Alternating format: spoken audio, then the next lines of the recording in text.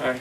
How you doing, class? It's Marcin Józef. I'm doing an interview with Jay from St Lawrence Scuba Company. How you doing, Jay? Pleasure being able to do this interview with you.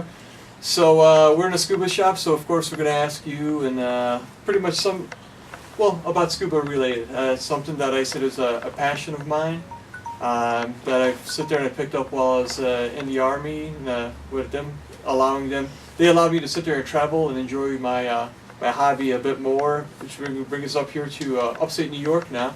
And so tell us, Jay, a little bit about yourself. How'd you get inside of scuba? And all started back in my Air Force career. I did a little scuba diving there and got away from it for a little while, and I came back home and discovered there was a lot more diving here in the local area in the river.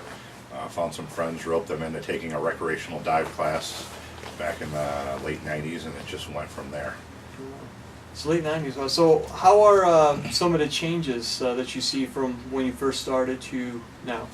Oh, definitely the equipment, as far as that's concerned, has come a long ways. I mean, they keep devising new pieces of equipment to make divers safer, more efficient underwater. But other than that, basically the diving style's been diving since diving's been in existence, so not much has changed. Mm-hmm. And so, at what point did you decide to go from recreational as being a standard diver to professional? When I started to notice that there was a lot of divers down here with either a lack of training, poor training, or not enough people being aware of the fact that we have one of the diving meccas right in our backyard, and not a great deal of outlet for those people to achieve their underwater dreams. And I felt responsible for that, being as a lot of people come to me for diving to basically move to the next level and start passing on the information that I accumulated over a couple decades. Right. Now, I just heard you say the diving mecca. I know that with the research that I've done, I first learned about it actually through Scuba Magazine, stating that it was actually like one of the top 10 places or so like that. And so what makes this area kind of unique? The uniqueness about it is we're really far north, so people, when they think about diving, often think about going and seeing pretty fish, pretty corals, crystal clear waters. We have that. Just some people might not consider a fish so pretty. We don't have the corals, but our shipwrecks are very well intact because of the freshwater diving. Freshwater is a little bit different than the marine environment, but we have very, very large bodies of water that are mostly unexplored to this point. Still finding new artifacts and new shipwrecks every year. And there's a huge draw up here for a lot of people come from a long ways away to dive the challenging yet satisfying diving that we do have. Mm-hmm. Now, also, what kind of certifications do you have? Personal certifications, or what is certifications that we offer our clientele? Certifications that you have. Oh boy, I mean, from the diving world, I've pretty much gone after everything that was available to me. I've gone after everything that I was eligible to go after in the state of learning throughout the progression of my dive career.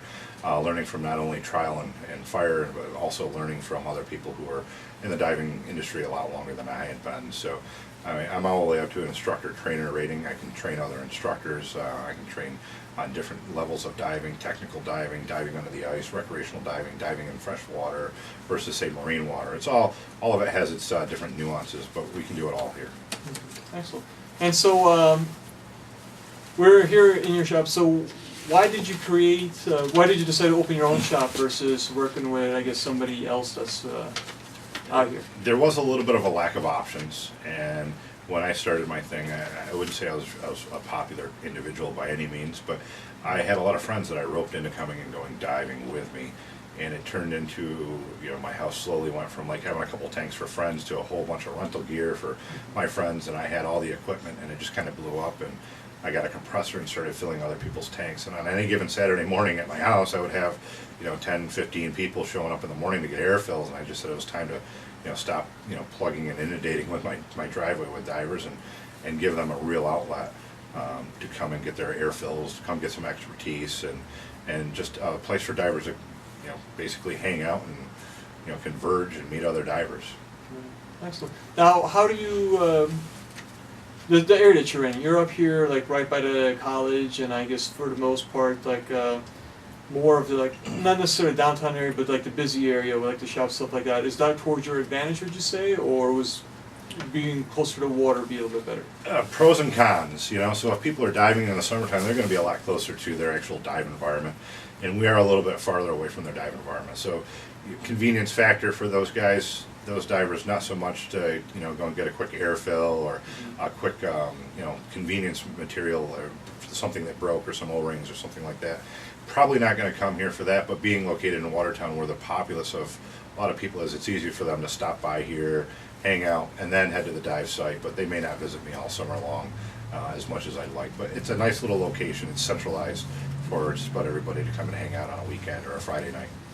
And so, what kind of like services does your shop provide? Like, I know that you said you do lessons. What about for like somebody who wants to pick something up, or they need to get something serviced? How would you be able to system something like that? Our goal here was to basically be able to cater to the entire dive crowd.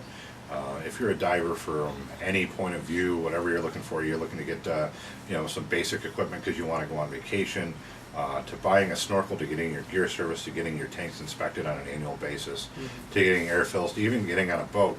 We do have a charter boat, a 28-foot pontoon, so we run people out to all the wrecks. The goal here was to be able to offer everything under one roof that anybody could want, and I think we've been pretty successful at that. There's only a few times that we actually get some questions asked of us that we don't hear all that often, but then we'll make our best arrangements to try to get something unusual either in place for someone. Okay. Now, you said the charter, so what kind of charters do you guys actually offer? That's the unique part about us as well. Is I've been running the river for a very long time, either diving it, fishing it, exploring it, just boating in general. Growing up here was given me the ability to know the waterway quite well. And what separates us significantly from the other dive charter operations is we don't keep our boat at a marina, and the proximity to the dive sites from the marina is a real challenge. The river is a really big river, and what we have available to us by not keeping our boat at a marina and trailering it is a wider selection of wrecks and different dive sites that we can actually focus on, rather than having, say, 5 or 6 different dive sites or wrecks that are predominantly dove by most of the people every weekend all summer long. We can actually take you on different adventures that no other charter captain in the area can. Awesome. And if somebody wanted to get a hold of you or get more information, what would be the best way for them to do that? Well, they can stop right down here at the shop at 1035 Coffee Street. We're open most of the time, as much as we can. We all have regular jobs, but they can call 804-DIVE. That's 315-804-DIVE, 3483.